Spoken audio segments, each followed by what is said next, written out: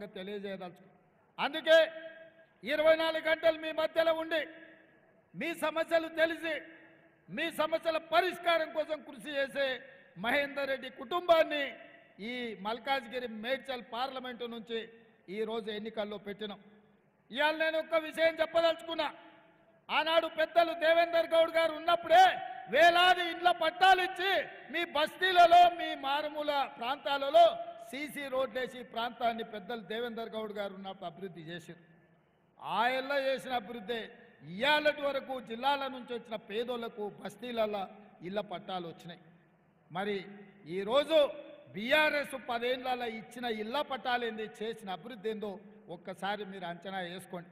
అందుకే కేసీఆర్ ఇవాళ బిడ్డ బెయిల్ కోసం 5 సీట్లల్లో బీజేపీలను గెలిపిస్తానని చీకటి ఒప్పందం చేసుకున్నాడు.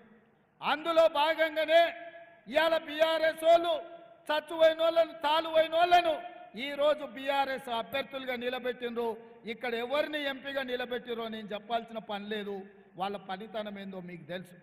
ఇవాళ అభ్యర్థికి కూడా తెలియదు. ఆ అభ్యర్థి తలకాయే బీజేపీకి మోడీకి తాకట్టు పెట్టిండన్న సంగతి బీఆర్ఎస్ అభ్యర్థికి ఇంకా తెలియదు. పాపం ఆయన గొర్రెలెక్క అక్కడ ఇక్కడ తిరుగుతూ ఉన్నాడు, ఇంకా ఏదో జరుగుద్దని. అందుకే ఏ రోజు ఈ కుట్రపూరితమైన రాజకీయాలను తిప్పు కొట్టాలి, ఈ కుమ్ముక్కు రాజకీయాలను బొందబెట్టాలి. బిడ్డ బెయిల్ కోసం సొంత పార్టీని నమ్ముకొని జెండా మోసిన వాళ్ళని కూడా మోడీకి తాకట్టు పెట్టిండు కేసీఆర్.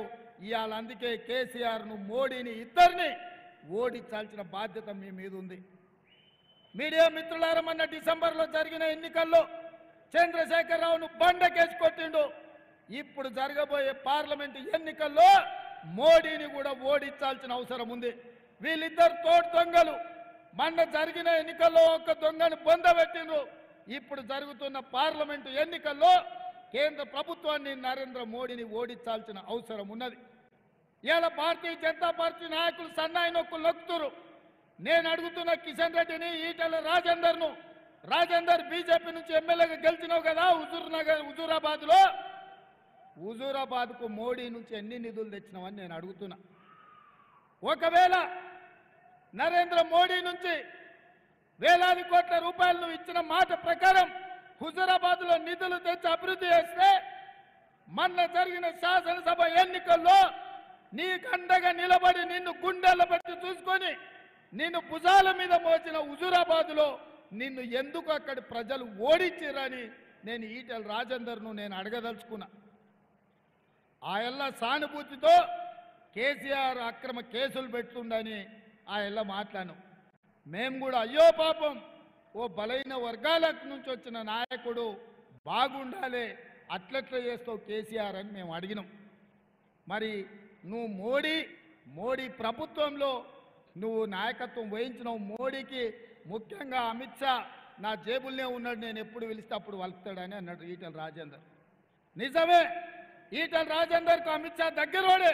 మరి దగ్గరోడైతే కేంద్ర హోంశాఖ మంత్రిగా ఉన్న అమిత్ షా తోటి ఎందుకు ఈటెల రాజేందర్ కేసీఆర్ అవినీతి మీద, కాళేశ్వరం ప్రాజెక్టు మీద, హైదరాబాద్ చుట్టూతా ఆక్రమించుకున్న భూముల మీద, ధరణి పోర్టల్ అడ్డం పెట్టి కొల్లగొట్టిన వేల కోట్ల రూపాయల మీద, కేసీఆర్ కుటుంబం మీద, కల్వకుంట్ల తారక రామారావు అవినీతి మీద ఈటెల రాజేందర్ విచారణకు ఎందుకు ఆదేశాలు తీసుకురాలే అమిత్ షా నుంచి అని నేను అడుగుతున్నా. నేను సూటిగా అడుగుతున్నా ఈటెల రాజేందర్, నీ భూములు ఆక్రమించుకున్నాడు, నీ మీద అక్రమ కేసులు పెట్టినా నువ్వు మాట్లాడినావు కదా ఆనాడు. నువ్వు ఎమ్మెల్యేగా దాదాపుగా 3 ఏళ్ళు బీజేపీ ఎమ్మెల్యేగా అమిత్ షా మనిషిగా ఉన్నావు కదా. ఏ ఒక్క రోజైనా ఆనాటి ప్రభుత్వం కల్వకుంట్ల చంద్రశేఖరరావు అవినీతి మీద ఒక్క ఫిర్యాదు అయినా చేసినవా? చంద్రశేఖరరావు అవినీతి నిక్కుదేల్చి వేల కోట్ల రూపాయలు ఎందుకు ఆ కేసీఆర్ నుంచి రాబట్టడానికి ప్రయత్నం చేయలేదు?